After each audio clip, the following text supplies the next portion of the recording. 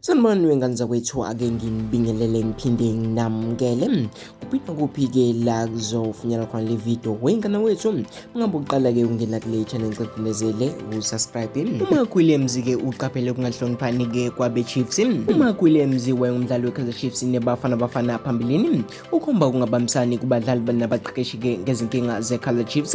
Le nkakha-ke yashaya amagoli amabili ngesikhathi-ke bafana inqoba i-Africa Cup of Nations ngo-1996. Isolo ke kwenhlonipho laphana-ke kumakhosi.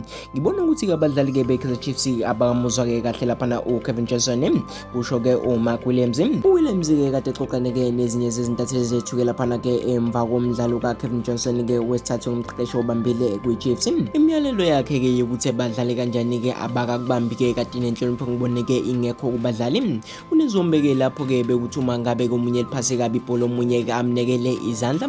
Lokho-ke kukhombisa kungabambisani-ke enhlobo-ke kubadlali.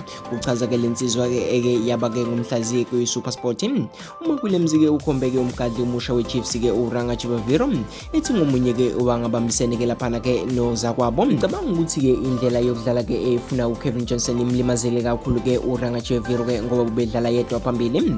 Ubengekho-ke umdlali-ke obemnika-ke amabhola, noma-ke silitholile-ke ubengekho kumdlali osondelayo-ke eduze kwakhe ukuze-ke badlale naye. Uma ngabe-ke ubonile laphana-ke udlalise laphana abadlali abathathu abangahlaseli esweni, kungumthetho-ke laphana uCastillo kanye-ke noYusuf Martin, besuthi ezinhlangathini-ke kube Elmsin Dove-ke kanye-ke noZitha Kwenika bebehleli-ke emuva kakhulukazi laphana-ke esombeni sokuqala.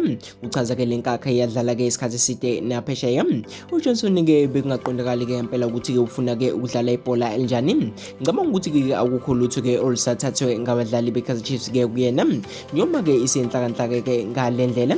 Ngokubona kwami-ke le qembu-ke lisazodonsa kanzima kakhulu-ke ukuthola-ke imiphumela emihle. Kuzomele-ke uma ngabe-ke ngempela uKevin Johnson-ke efuna impumelelo, iqinise-ke laphana istilopho-ke kubadlali. Bayabonakala-ke ukuthi-ke balahlekelwe inhlonipho-ke nokuzethemba. Kuchaza-ke uMark Williams. Wengenza ukuthi ngifisa-ke ukuzwa umbono wakhona-ke ngalolu daba ukuthi ngabe-ke uPaula uthini. Mina sengiphuma njalo-ke ngiyintatheli yebhola yaku-YouTube. Ungabe uqala-ke ukubona le video noma ungena kule channel lethu, cindezele usubscribe.